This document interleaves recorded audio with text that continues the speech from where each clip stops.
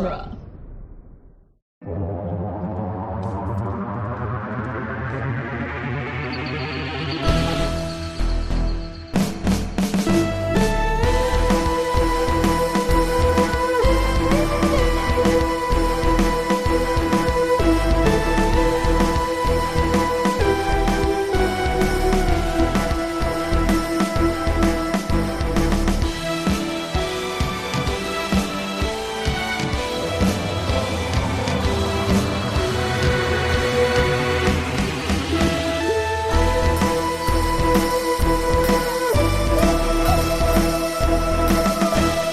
Welcome back to The Doctor's Companion presents Doctor Who, The Long Way Round, the weekly podcast where we review and discuss every episode of Doctor Who, one doctor at a time. I'm Nick Jimenez. I'm Scott Corelli. And I'm Cass Fredrickson. Today on the show, we'll be discussing The Holy Terror, which we are calling the Sixth Doctor's 11th story. Of course, it is a Big Finish audio adventure. We're out of real stories starring the Sixth Doctor. So now we are reduced to talking about glorified fanfic in the form of Big Finish audio. I jest, of course. Yes. Yeah. I mean, we are diving headfirst into the sort of like main storyline of the Sixth Doctor's Big Finish run in our next edition of The Long Way Around. Just because there's some like syncing that needs to take place. And so I needed an extra story to sort of like pad it out by one. And I was like, oh, this is a perfect time for The Holy Terror, which we wouldn't have been able to cover otherwise. And is a Robert Shearman story, who previously wrote the episode Chimes of Midnight, the Eighth Doctor story. And also wrote Dalek, the Ninth Doctor story, as well as the book or the Big Finish audio that story is based on, right? The Big Finish audio. Big Finish audio. Okay, yeah. I don't think I knew that listening to it, but that makes so much sense now. Yeah. A lot of other things are going to start to make sense too, as we talk about this story on the other side of it. But don't have a ton of background on this one. This is one of Big Finish Audio's what they called sidesteps, which is that it sort of like goes next to their continuity that they are building in their original Doctor Who stuff, because they never do anything with Frobisher really after this. There's a Companion Chronicles that was also written by Robert Shearman called The Maltese Penguin. Companion Chronicles are stories that are narrated by a companion, and they're more like prosy style. Right. Yeah. And so that whole one is like done in the style of like a noir, like That's the Maltese Falcon. Fucking funny. Yeah, and it's Frobisher just like narrating a detective story starring himself in the Sixth Doctor. So that's the only other time they've done anything with Frobisher. Frobisher, of course, is most notable for being the starring companion in the Sixth Doctor Who comics, and was very, very popular out of those comics. I mean, a snarky, a snarky like big penguin guy, shapeshifter, was a popular character in comic books. But he was, and so they thought it would be a fun thing to do like a one-off story featuring Frobisher and the Sixth Doctor. And here it is. And it is, what a fun episode this is, guys. Yeah. Like, what did you think, romp. Nick? This was fucking weird. This was weird as hell. Yeah. I mean, like an everlasting gobstopper of an experience. I was laughing out loud in the opening minutes. Mm-hmm. I was like, this is great. This is giving like Hitchhiker's Guide. This is giving like Discworld. Sure. The characters. And then it just started like getting really, and then it got like chamber roomy. Mm-hmm. And then it got like genuinely really upsetting and dark. Yeah. and dark. And Yeah. then like, kind of a slog by the end. And just a wild experience. A very schizophrenic story, I think. Mm-hmm. Sure. Just like the character responsible for it all. Cass, what do you think about the Holy Terror? This is one that I have listened to. It's been well over a decade since I've listened to it. I think Frobisher is delightful. I like because so I listened to this on Spotify. I noticed that the date that it was released was like November 1st of like 2000 or something. So I'm like, is this like their Halloween special? Because like it's got like Halloween vibes kind of. Okay. I like that the tropiness is a plot point. Yes. You know? Yes. And I'd forgotten what the actual scenario was. So then as soon as he said the word fiction, I was like, oh shit, like is this like the land of fiction or whatever? So that was disappointing to have that not be the case. But other than that, I think that I really like 6 in this. Mm-hmm. And it kind of like weirdly matches the tone of his like television era. I think he like talks about like he's just like, oh yeah, you know, like I've sat in like worse dungeons than this, like you know, like, and I like that they kind of they shine a light on it and critique it, and then they like move on. You know, which kind of like sets the stage for the rest of his run for Big Finish that I remember, because I haven't listened to all of 6's stuff, but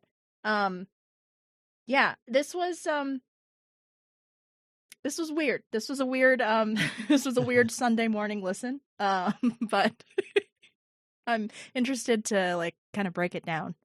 So. Yeah, so it's an interesting story in that like it's sort of like subdivided in terms of opinions for the most part. I think we're a little more complicated. We're like hosting a Doctor Who podcast, and so we know how to like hold both eras, you know, together.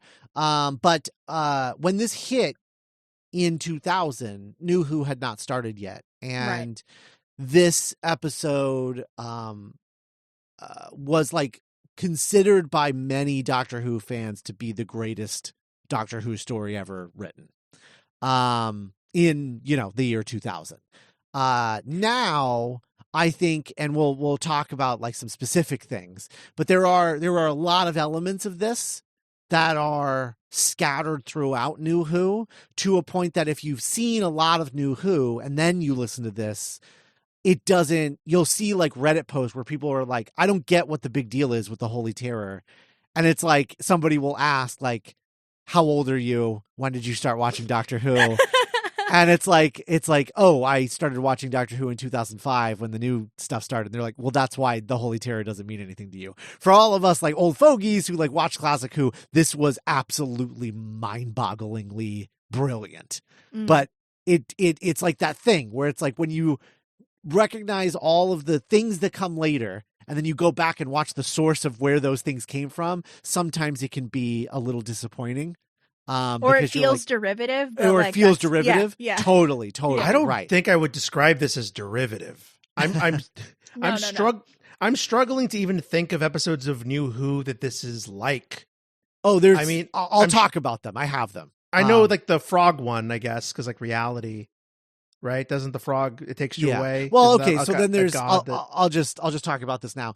There's Heaven Sent, which is, you know. Oh, right. He's stuck in the thing. He's stuck he's stuck in a confession dial of his own guilt that he has to like break out of. And it's a Groundhog Day thing that ends with him dying all the time. So there's that.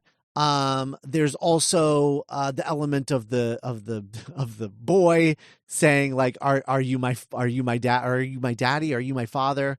Which then is like, are you my mummy from unearthly Both child. Stephen Moffat stories. Both Stephen Moffat. Stephen Moffat is also very good friends with Robert Shearsmith. Yes, yeah. And has talked about how Chimes of Midnight and The Holy Terror are two of his favorite Doctor Who stories ever. So he definitely, definitely. There's a like, cheekiness inspired to by it. this that is Moffat-y in Yes. parts. Yes. For sure. Yeah. And there's others. There's like the God Complex. Yep. Is also very similar to this. And there people have also noted in terms of classic Who, as Cass alluded to, there's the Mind Robber. There's also Castrovalva. Castrovalva. Yeah. So So yeah, as a self-described old fogey, did this like hit you way harder? Like, did you like rock with this? yeah. I mean, I do really, really like it. I think that it's a little long. I don't think it needs to be as long as it is. I think you could probably tighten this up and it would be a much stronger story. Like if this was a 45-minute episode, or even I'll give them like 90 minutes because it's audio. And there's not a lot of, there's no visuals to work with. But if this was like if this was remade as like a 45-minute episode in like the Ninth Doctor's era or something like that, I think this would rock. I do think it's a little long, and a little like overdone. But I do really like some people say that, Robert Shearsmith is using all of the character archetypes in this as a way of him satirizing Shakespeare. Yes, I can see that. This has like Shakespearean tragedy vibes. Yes. Yeah. Yes. Richard I guess III, like certainly. Childeric is like Richard III. Yep. And there's also like a little bit of Edmund from King Lear. Right. Lavia is a mix of like Queen Margaret and Anne Neville. Pippin VII is like Henry VI. Like mother matriarch, I guess now in retrospect is kind of giving like Lady Macbeth a little bit. And they're saying like this is like Robert Shearsmith being like, what if Shakespeare's characters became self-aware and realized that they were all just archetypes, and what would happen, and sort of design the story around that concept. Also, Free Guy. Oh yeah, a little bit. Sure. So let's talk about the plot a little bit. I don't think I'm going to go through. I don't know if I want to really necessarily go beat for beat, but I guess we can. But we cold open in as the God Emperor Pepin VI has died, and is being replaced by his son, succeeding to the throne, Pepin VII. His father died in a bathtub, drowned. And as a God Emperor, his death in and of itself, the existence of his death is blasphemous.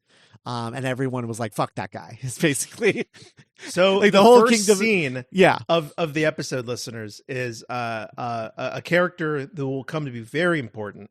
Eugene, scribe to the God Emperor, yes, is being let out of prison, and he's being interviewed by this guard, and he's like, what God do you pray to? And he's like, oh, of course I pray to Pippin VI. He's our God. He's our king. He's our Messiah. You speak blasphemy. Pippin VI is dead. And Eugene's like, oh, whoops. Pepin VII then. And he's like, you have two options. You can denounce your false God, or you will be banished into the wastelands forever, and your bones will be crushed down into dust. And he's like, okay, I denounce the old God. Okay, good. Well, you can go now. Yeah. And Really I'm funny. like, I'm laughing out loud. I'm like, oh wait, this is gonna be the whole episode. This is fucking really cool. Yeah. So Pippin VII is now being like crowned as the new king of this kingdom, this empire, and because he has to be a king and a god, he's like really freaked out about it, because he's just like, I don't know, like I don't feel any more divine than I did yesterday, but you guys are all telling me I have to be a god, and they're like, are you denouncing your divinity? blasphemy. And he's like, well, all right, chill out, everybody. Hold on. And like, I think it's Eugene, right? Is it Eugene? Is that his name? Yeah. Eugene, the main guy? Yes. Scribe? Yeah. Yeah. Okay, Eugene. I just kept forgetting his name because it just feels so like out of place with all the other like names. But yeah, Eugene is just like, oh, I as the scribe, like this happens all the time. They always question it. It's part of the whole thing, and everyone's like, oh, okay, all right, yeah, that makes sense. They're like, until the miracle happens, and it will. They always question their divinity, and then after the miracle, they realize they are in fact the God Emperor, and everything will be fine. And they're like, cool, which is just it's also just really funny, the logic of that, because they're like, but they weren't the God Emperor, so if it's happened, like you would think that they would have more of like that argument. Well, I guess. like, and we, to skip to the end a little bit, is like we learn. Before we learn that it's all like, God complex, prison, whatever, like right. Heaven sent, is these people seem to just need a god to function. Yes. And they get mad at the weenie brother for being like, no, you don't understand. I'm not really. Idiot. We know, but you're the guy. If you're not the guy, then it's all fucked. So just say you're the guy, idiot. Yeah. It's really good. And we meet the evil brother, like the Richard III brother, who's like scheming. Yeah, Childeric, half brother, the Loki to his Thor. He wants to usurp his brother. Like the evil brother has an evil queen mother, right? That is constantly like almost Adam's family, like. I was never evil enough for you, mother, and like that kind of yeah that's the joke. And then and like he comes to like gloat about his plans, and she's just like, I don't care. I do like this guy's voice. It's a good evil guy voice. Yeah, definitely, it's good. Meanwhile, on the TARDIS, we are introduced to Frobisher, who is in the bathtub, and the Doctor storms in, and Frobisher's very upset by this. He's like, I am naked, sir. And the Doctor's just like, you're always naked. You're a fucking penguin. And he's like, all right, geez. Touché, Doc. I am a penguin. I'll go off on Frobisher in a second. But yeah. The fish thing, because the fish thing turns out to be really important. Oh, yeah. Right. This is what I'm getting at. So, Frobisher messed with the TARDIS's dimensional stabilizers, which sort of like governs its internal geometry. And he used it to create a fish that isn't real for him to hunt, because he's like, that's where the fun is. And the Doctor's like, I have tons of cans of tuna in the TARDIS kitchen. Like, just eat some of that. Why do you need to hunt this like poor defenseless fish? And he's like, because it's more fun. And anyway, it's not real. I made it with the TARDIS stabilizer. She's like, that's why the TARDIS is acting weird, you little shit. And so they basically like turn off something and then reset it, and then they end up in the throne room. The TARDIS goes on strike. Yes, it goes on strike because it's like, fuck this guy. I hate this guy. I'm going to teach him a lesson. And what's so crazy is you're right, because it's like, Doc, the fish it's not a real fish. It's just a fake fish. Like, everything's real, Frobisher. Everything's conscious. And it's like, oh, the TARDIS heard that. He goes, I'm going to teach this little freak a lesson. Yeah, in the most fucked up way, roundabout way possible. Yeah. He is. He's going to never want to take another journey in the TARDIS after this. It's got real like, and that's why you always leave a note energy. Yes. Yeah. And that's why you don't make fake fish. Yeah. So the TARDIS shows up in the kingdom, in the court, like the throne room, and this they agree is like, this is the miracle. They're like, there it is. See, he's a deity. He is the God Emperor. Everything's good. And the Doctor and Frobisher come out, and they're like, and here are his two angels. And they're like, what? And What's going, what did we just walk into? And the good brother, the weenie, is like so fixated on the concept of honesty that he is like, no, I didn't make that happen. And the wife, his wife, is like, shut the fuck up. What are you doing? Yeah. It's so funny. Yeah. Okay. So, some other stuff happens. I guess like the next important thing that really happens is that, they go to like, is it the thing with like, is the next thing them talking to the scribe about how like, about the books, or is it the doctor, or is it doctor... they shoot when they shoot Pepin VII with the gun? That has blanks in it. Which one happens first? The assassination attempt, in quotes, happens first because the doctor is like, what the hell is going on? That's and right. Then that's right. Yeah. So then he's like, wants to read about their rituals. You learn that there's a person whose job it is to fire blanks at the god so that everyone thinks that the god is divine and can't be killed. Right. Mm-hmm. But also it's this weird thing where like, it's this weird like circular logic where he's like, what's the point of shooting me to prove that I'm a god if you just put blanks in the bullet? Like, shouldn't they be real bullets? And they're like, well, that'd be a waste of ammo because you're a god and you wouldn't die. So we should just put blanks in it. And he's like, what? Like, I just love that. I like the use of the gun too from like an audio like meta standpoint because like that's how the episode ends. Right. And then like it's like we've established that this is like a vaguely like medieval style like sword and board thing. Yeah. But then like, oh no, like a gun sounds cooler. So we're gonna use the gun to end the episode. You're like, wait, there's a guns here? Yeah. And so the doctor goes to the scribe, and the doctor describes it as like a hybrid of monotheism and polytheism, where it's many gods, but only one at a time. Mm-hmm. Right. And for a while, I kind of was hooked into like, oh, cool. It's like a satire of like the inherent kind of like circular logic you have to do to be like, have faith, or like the church propping up this like great lie. Because at one point, High Priest Clovis learns that like there might not be a heaven, and he's like, what's the point of ever doing anything if you don't go to heaven? Mm-hmm. And the penguin's like, whoa, Baba Goo, oh my god, this guy over here. And the doctor's like, all right, chill out, relax. So my thing with Frobisher, who is delightful, and I'm sure is delightful in the comics, but I kind of I saw the math, and I kind of was like, oh my god, I get why this is, because something was off, something was weird. And Frobisher is not only an English voice actor, I assume, doing a New York accent, which is one thing. So you get a lot of dorks, and you get a lot of like, hey, and you're like, okay, but who am I to judge? And then what really got me, listeners, and Scott and Cass, as a writer, I've never really noticed this before, is the syntax was off.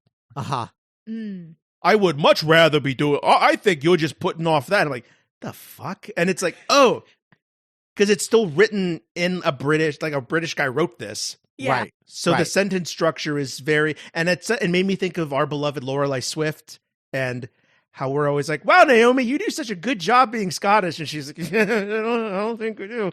And like, and I'm like, oh, how many sentences probably that Lorelei has would sound so weird to a Scottish person. Right. Because it's like, that's an American ass sentence structure. Yes. Right. And so with Frobisher, just every line was just kind of like, that's all I was thinking about, to be honest, because I can't see the penguin. True.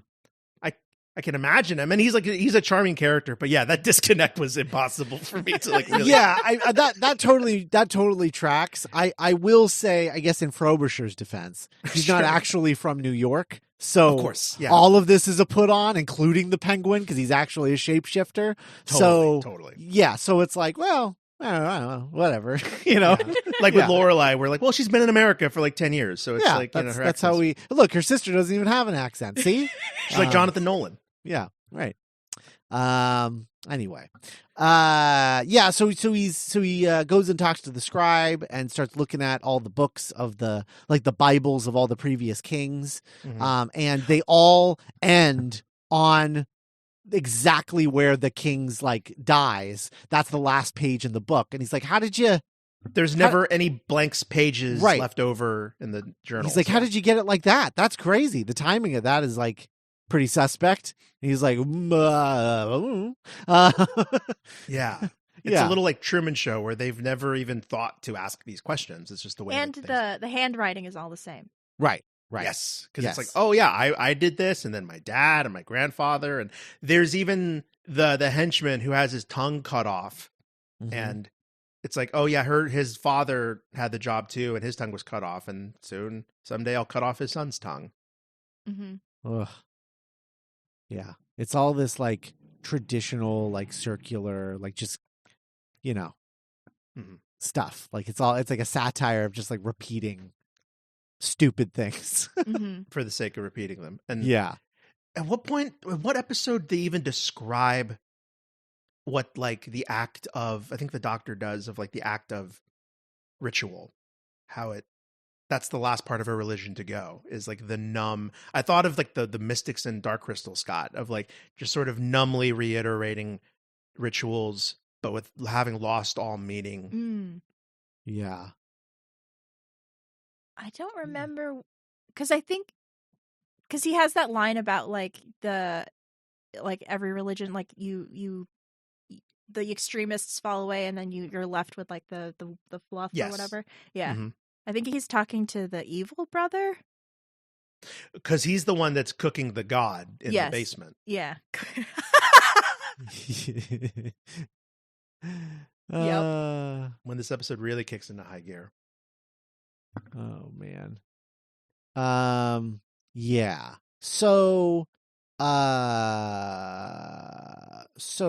okay. So at He's what creating, point... again, very Dune. I mean, we mentioned last week, but yeah, he's been creating this perfect boy, Right. Mhm. his son. Right. To take the throne. But okay, so at what point does Pepin,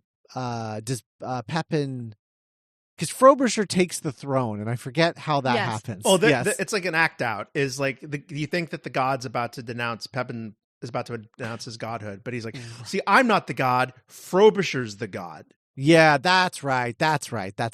Hail to the big talking bird. Yeah, he walks away from his throne because he's like, Mhm. I'm not the god. It's Frobisher. And then Frobisher is just like, I don't want to be here. Maybe I'll go and get back on the TARDIS. But the TARDIS is like, LOL, no, you're not coming in here. And he's like, okay, cool. I guess I have to be God King now. So Frobisher takes the throne. He tries to introduce parliamentary democracy, which is a failure. The guard captain comes in for the ritual assassination, but because of the previous criticism of the last time he did this time he loads it with live ammunition. But Frobisher, because he's a shapeshifter, it just passes right through him, and they're like, see, proof. And he's like, oh man. Well, he's freaked out about it because he Yeah. thinks he's gonna die. Right. Yeah. Yeah. Because he starts getting powers that he is confused by. Right. Mhm. Right. So anyway, the Doctor and a big group of these guys go back to the catacombs, and then the half brother releases the child, but then it turns out the child is like a total psychopath. Yes. Yeah, and is also kind of all powerful, and is just sort of popping everybody like balloons, basically. It's like that Twilight Zone. Yeah, with right. the scary little boy. Right, the scary little boy, exactly. And it's just going around asking people, "Are you my dad?" No, all right, dead. And then When he makes the wife like turn into a baby, and she's screaming the whole time as she turns into a baby. yeah, And the whole time it's an old man doing a little boy voice, but then they pitch it up in post, saying like, "I want to kill, let me kill, I want to." And then this is when we got into like, I'm not like, this is like, but like a lot of like Sixth Doctor stories, like this is unpleasant. I'm not having fun. right, This is really gross and macabre. right. And I get what you're doing, but it's still, oh fuck, there's like an hour left of this. Yeah. So I guess like skip to the end. The idea is that the child is not a real child. He is a trap to torture one person in this world. Because as it turns out, this is a cycle that has happened many, many, many, many times. The idea is that one person creates all of these characters in this world, and then the child is released, kills everyone, and then forces him to kill the child. And what we find out is that person is Eugene, who at some point in real life killed his child because he's insane, and like stabbed his child to death while it was sleeping, and now is trapped in this torture dimension where he is forced to kill his child over and over and over again until the Sixth Doctor tells him to break the cycle, allowing the child to kill him, and then basically destroying the universe that all of this existed in. Yeah, I bet like very Chimes of Midnight with like the weirdly brutal violence and like, and everyone's like stuck in the same building. Yeah. Mm-hmm. Yeah. And so all of this happens, everybody dies except for Eugene. Like he's the last one left. This kid has killed everybody else, shows up, and this is like the showdown that ends every loop, basically. And he usually kills the kid just like he did in real life. But this time he lets it kill him, and therein ends the torture and the curse and whatever. And back on the TARDIS, Frobisher's like, oh my so God. wait. I literally want to read this. Please, this exchange, because it's really good. So the Doctor says, if it's any consolation, they were never real in the first place. And Frobisher says, no, Doc, that's no consolation. They thought they were real, didn't they? And the Doctor says, just like the fish in the swimming pool, they felt pain, they felt fear, and more than that, they had hopes and dreams and families. Yes, it is terrible, but that's what comes of traveling in the TARDIS. All the people you meet, all the planets you see, you know they won't last forever. And the next journey could be a time when they'll all have been long forgotten, such little lives that we could feel like gods, set apart from them all. Frobisher says, and that's supposed to make me feel better? The Doctor says, no, not at all. Frobisher says, for a while back there, Doc, I actually felt like I could do some good. I actually felt like I could save them. And the Doctor says, I know, Frobisher, believe me, I know. So fucking good. Yes.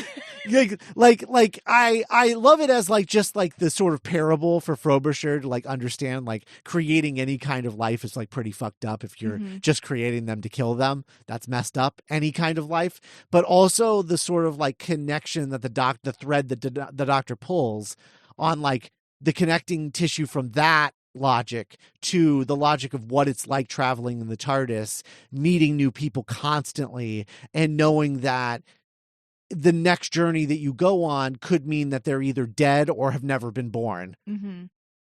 And how that can like affect your empathy is just and that's the ultimate lesson that he's trying to teach his companion. And it's just like, that is crazy that this is happening to a talking penguin.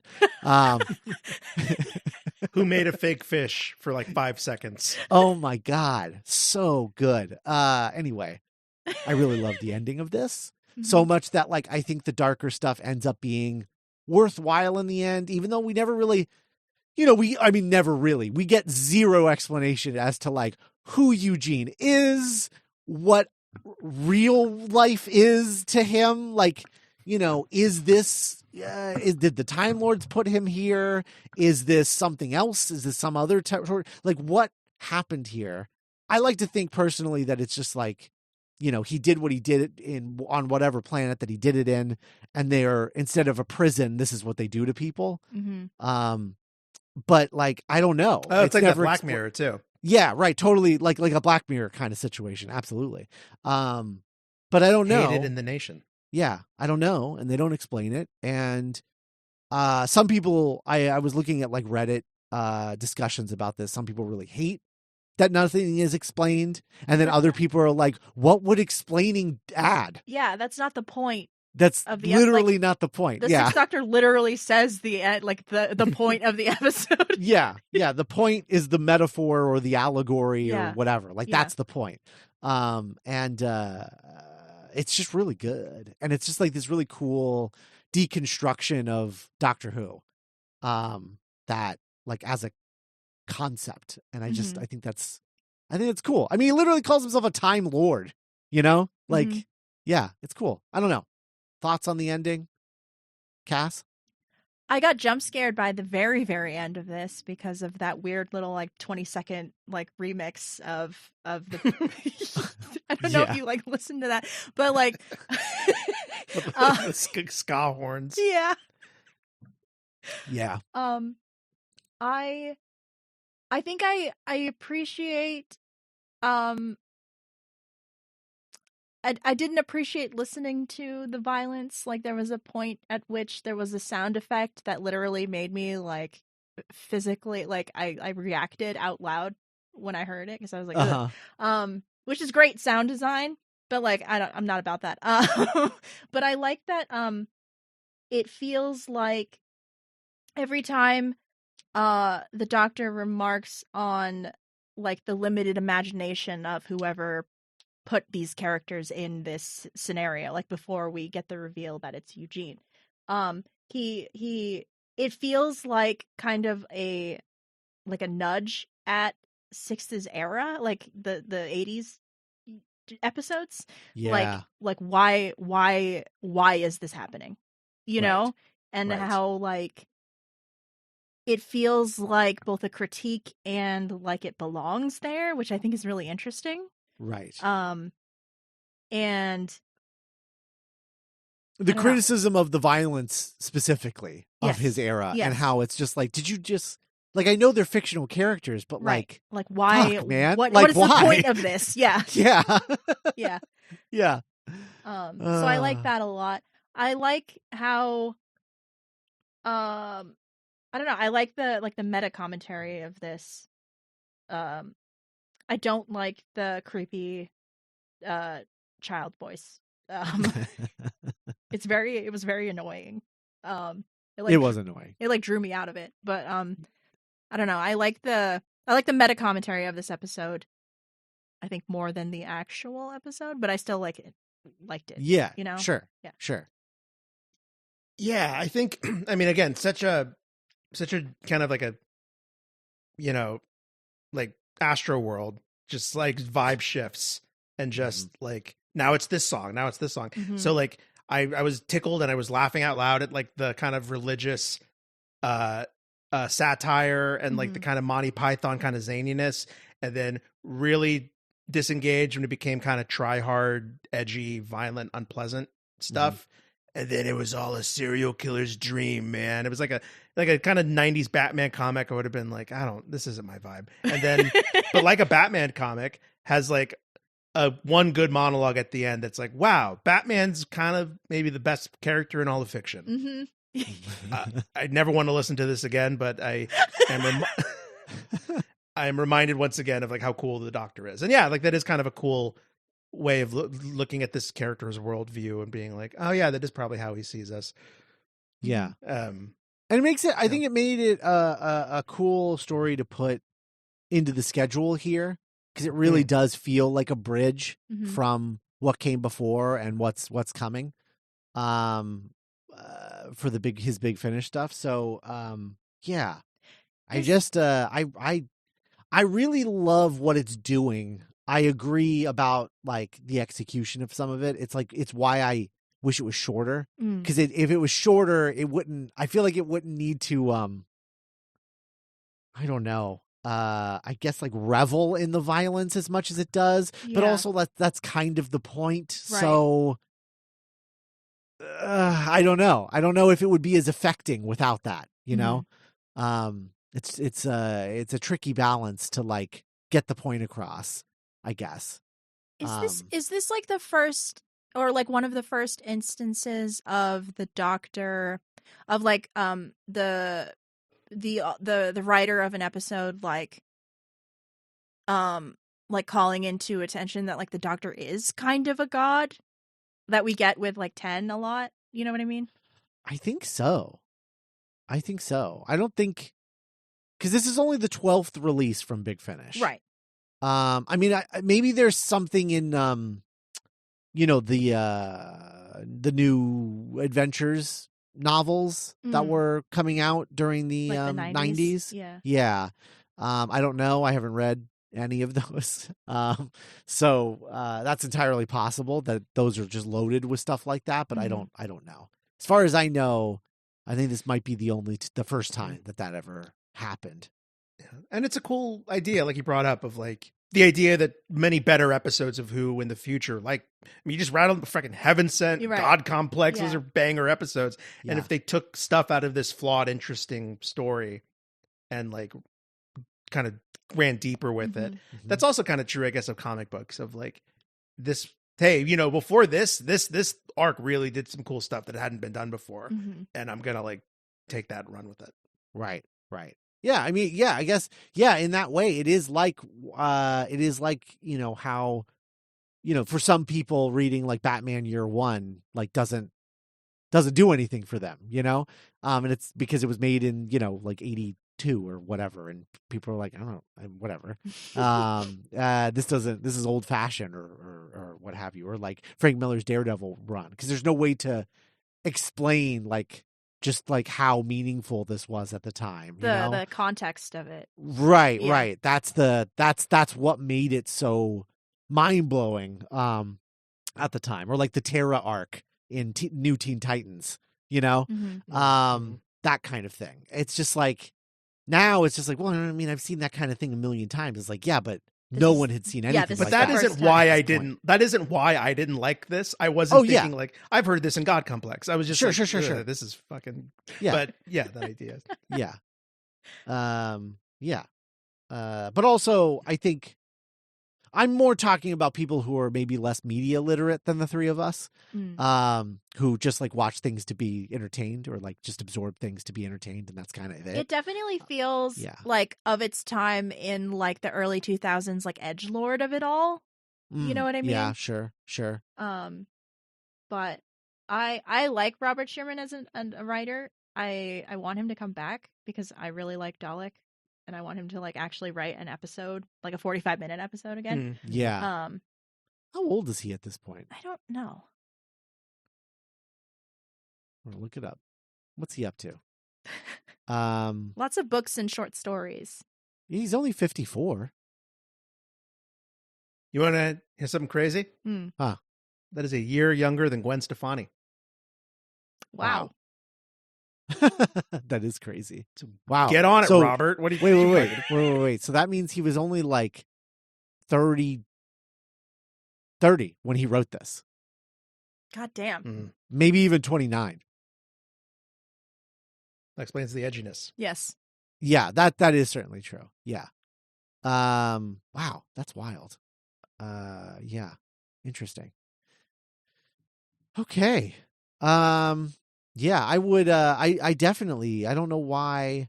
It says in a 2021 interview, Sherman revealed that he had been involved in development for series 5 but later departed. Head writer Stephen Moffat kept up an open invitation to return, but Sherman declined, citing changes in his career and the higher profile of writers on the series. I don't know if he just felt intimidated or like what the situation was there, but that's too bad. Yeah. Yeah, that sucks. Come back to Doctor Who, Shearman. Because like him and I'd love for Paul Cornell to come back too. Oh yeah, absolutely. Yeah. Only room for two new writers. Well, a writer and a writing team other than the showrunner this season. I guess. Yeah.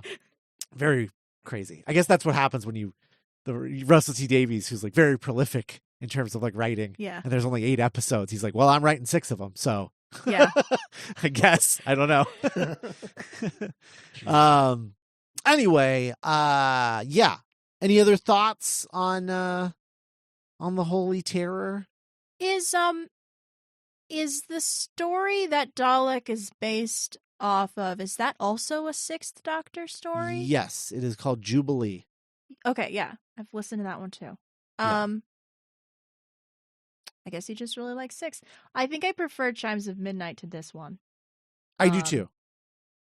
But like the concept of shape-shifting penguin is too hard to like from to New ignore, York. I guess. Yeah. Does he ever become anything else? Does he ever become like a chair or like a swimming pool or Richard Nixon or anything? I don't know. I haven't read. I think I've read like one of his comics, and that's it. That was like part of some collection or something that I was browsing at some point. Probably back when I worked at a comic book store. But no, I want to say, God, was Frobisher created by Alan Moore? What? That sounds right. Yeah, because Alan Moore wrote a bunch of Doctor Who comics in his early career. Like Watchmen, Alan Moore? Yes, correct. What the fuck? Yeah. So I'm interested to see if that's a thing. The shapeshifter, who created this? Yeah, no, Steve Parkhouse. But was in that era. Well, I'm looking at, you know what, Nick? I'm looking at an image of from this issue, and Frobisher is pretending to be the TARDIS console, and he's wearing glasses. Great. So, look at me. What a scamp! Yeah, I'm the TARDIS. Here's a link if you want to see the picture. Oh, cool. Live reaction. Yeah. Wow. Yeah. Look at that. Oh my God. So anyway, Frobisher. I'll never see him again. Yeah, but we'll never forget him. Yep. That's true. I listened to this back in like 2010, I think, and I'm just like, yeah, that one with the penguin was pretty good. So, yeah. It's true. Anyway. All right. Well, that's the Holy Terror. Next week on the show, we're back to television for now, because we're watching the 7th Doctor's penultimate television story, and his last good one, which is the Curse of the Curse of Fenric. And it's really solid. It's a really good one. One of his best, I would say. Right? I'll try and savor it. Yeah. Yeah. Please do. He doesn't go out with a bang. I'll say that. Well,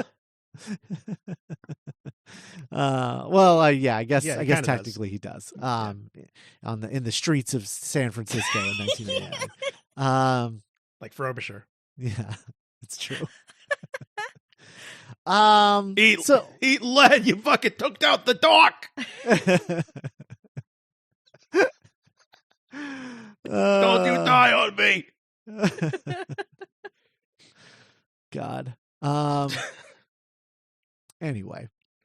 God, could you imagine if Russell T Davies brought Frobisher? Well, I was going to ask, like, is that outside the realm of possibility with 2024 technology? No, he brought in the Meep. He brought in Beep the Meep, who also came from comics. Yeah. And he looked great.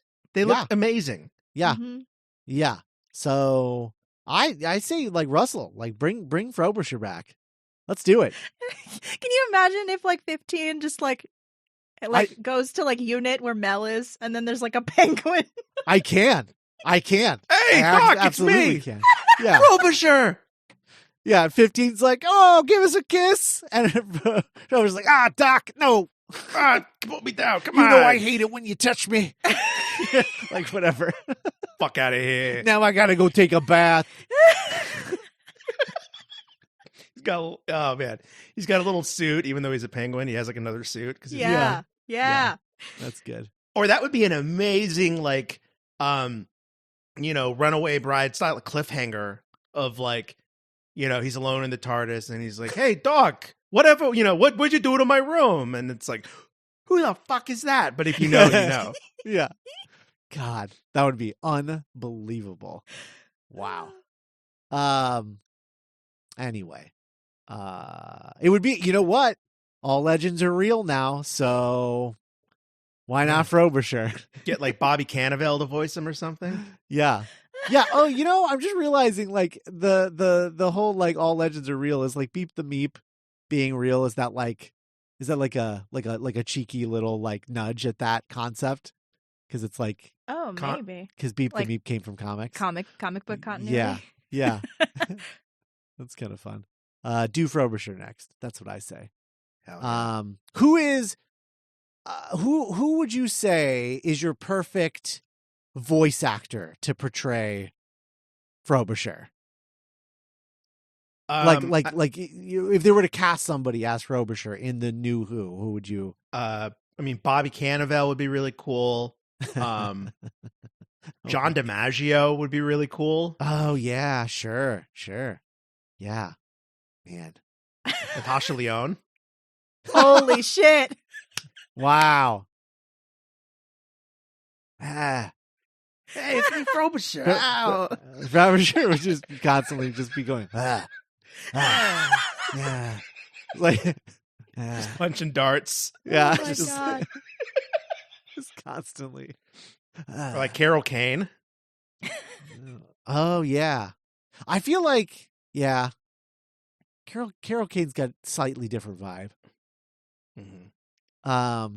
Yeah, man, so crazy. Austin Butler. Yeah, get him trapped into another voice he can't escape. Yeah, I couldn't leave the Frobisher voice behind. I had to hire had to get an exorcist. But then he switched back to the Elvis voice. When he had yeah. Oh boy, I brought this guy back. It's called Bi Generation.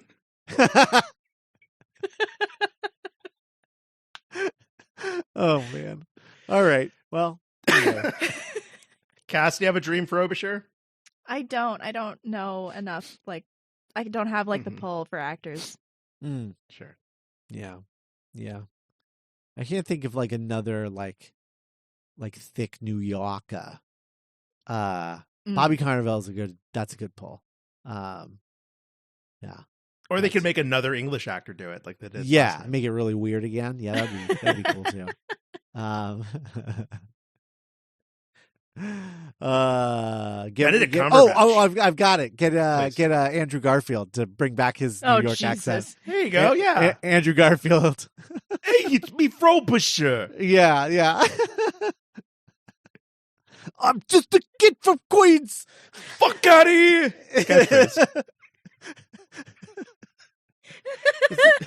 Just imagine all over the BBC, all over England, little kids are wearing shirts with a penguin, and underneath it's "fuck out of here," like one word. Yeah.